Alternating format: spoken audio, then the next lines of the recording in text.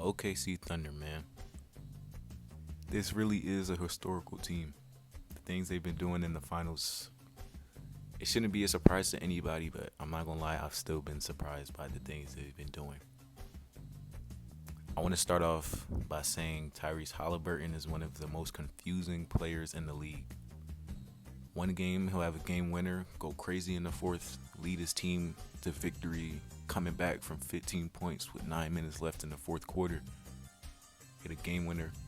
And the next game, he could drop 4 points, 0 field goals made.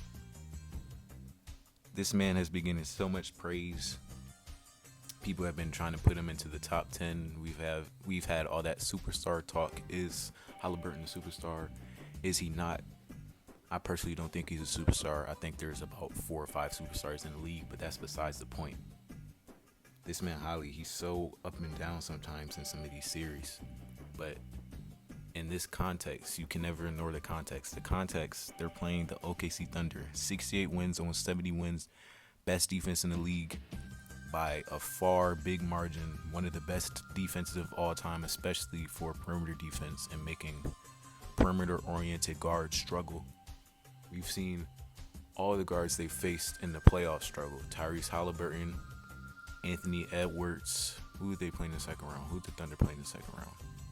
Well, I know they played the Grizzlies in the first round. John Morant didn't have a good series. Second round, the Nuggets.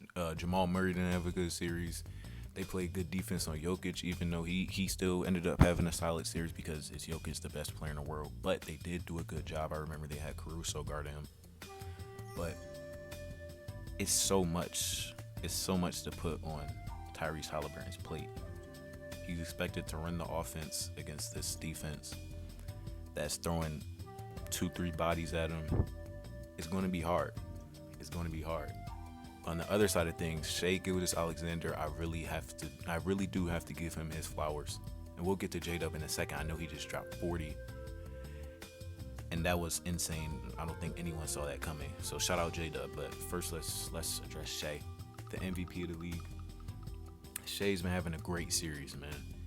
I haven't seen him fold under pressure once.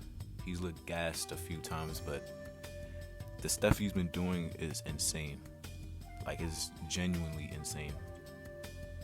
It might not be on the best efficiency, but more often than not, he's going to drop 30 plus.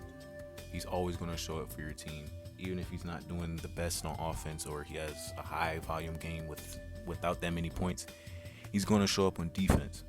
He's not the best defender in the Thunder. He might actually be the weakest defender in the star lineup, but when you're playing with a historical defense and you're the leading point guard who's averaging over 30 points, that's going to be expected. But Shai, he is crazy, man. Like, he is so crazy. Like, the stuff he's doing is actually insane. And then J-Dub, he's also one of those up and down players. One game he could give you 6 points on like 3 of 12 shooting, and the next game he could give you 30. This last night, J-Dub gave you 40 along with Shai's 30, and this was an insane game to watch. Once again, I don't think anyone expected this from J-Dub. This was a crazy performance. Shout out to J-Dub for doing this for the Thunder.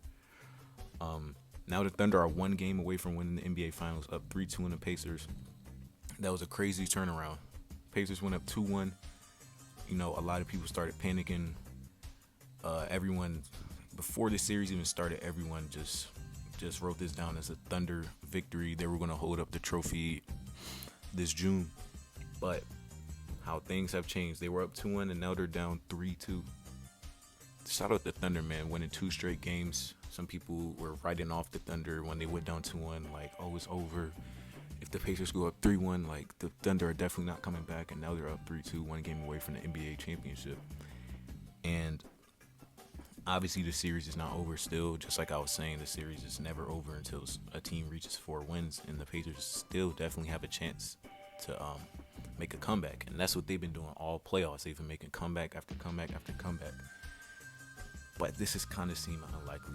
Now, I've had the Thunder winning the series before the finals, even like before game 1 even tipped off. I had the Thunder in 5 or 6. I forget which one I said, but it was definitely 5 or 6. I could see the Pacers pushing it, like before the series. I could see the Pacers pushing it to 6. But I didn't think they really had a chance to win. Now that the Thunder are up 3-2, man, I didn't really expect the Pacers to be in this position in a good way because I thought maybe it would have been 3-1, maybe even 3-0. But they really came out. They really came out on fire going up 2-1. But now it's 3-2, man. I don't know, man. Like this is such a crazy series, and I saw a lot of people downplaying this series, saying, "Oh, like this is the worst finals in however many years." And I'm like, this like people who are saying that, I don't think they really enjoy the game of basketball. Like I'm a neutral fan. I'm a 76ers fan. They didn't even make the playoffs. I'm also a LeBron fan, so I've been like supporting LeBron and the Lakers. Both of those teams are out of the playoffs. I've been a neutral fan for 90% of these playoffs. You know, the Lakers got bounced out 4-1 in the first round, so I've been a neutral fan, and I still really enjoy watching these playoffs. This has been one of the craziest playoffs I've ever watched, especially for the Indiana Pacers. No one expected them to make it this far. No one expected them to push the Thunder how they've pushed them this series. The Pacers, this is one of the craziest runs for not only them, but also Tyrese Haliburton. I know I was just saying, like, he had 4.0 field goals in the game last night, but man, he deserves a lot of praise still. I know the talks about his ranking among the league is going to be crazy this summer, and he really does deserve it. He led his team to the NBA Finals, pushing a historical team to their limits. It looks like it's crazy. Game winner after game winner after game winner for Holly. He's been the clutchest player in the league this playoffs. Had one of the most clutchest playoff runs of all time. It's been a lot of crazy stats coming up with how many game winners, game tying shots in the last 5 seconds or whatever that he's had this playoff run. And it really is insane. He's in amazing historic company right now with the playoff run he's having. And now he has had his stinkers, but he's also had really good games. Like I remember the one game against the Knicks, he had 30, 12, and 15 or something crazy like that. And that made history. He's really been doing historical things this whole playoff run. Him and Shea, they've both been doing amazing. And now that we've seen the Pacers do all this, we know it's not a fluke. Last year, when the Pacers made the conference finals, everyone was saying, "Oh, like it's injury luck. It's a Cinderella run. They definitely won't do this again next year." And now they're in the NBA Finals, proving everyone wrong. Even if they lose this series, I'm still going to give Holly his flowers. I'm still going to give the Indiana Pacers their flowers. I think they've done a great job proving the haters wrong, pushing through. Obviously, people are still going to bring up the injury luck that they've had this year, but every champion or every team that's made the finals has had some type of luck, whether it's injury luck, whether it's somebody on the other team getting suspended, whether it's random role players having explosive games, dropping 40 points. Every team that has won a championship or made it to the NBA Finals has had some type of luck. And I don't think this Indiana Pacers team should get shamed for having luck, because everyone has had luck. You need luck to make it this far in the NBA. But yeah, man, I just want to give the Pacers their flowers. Holly, Pascal Siakam, all the role players on the Pacers, the entire Thunder team, especially J-Dub for dropping 40, coming through for them.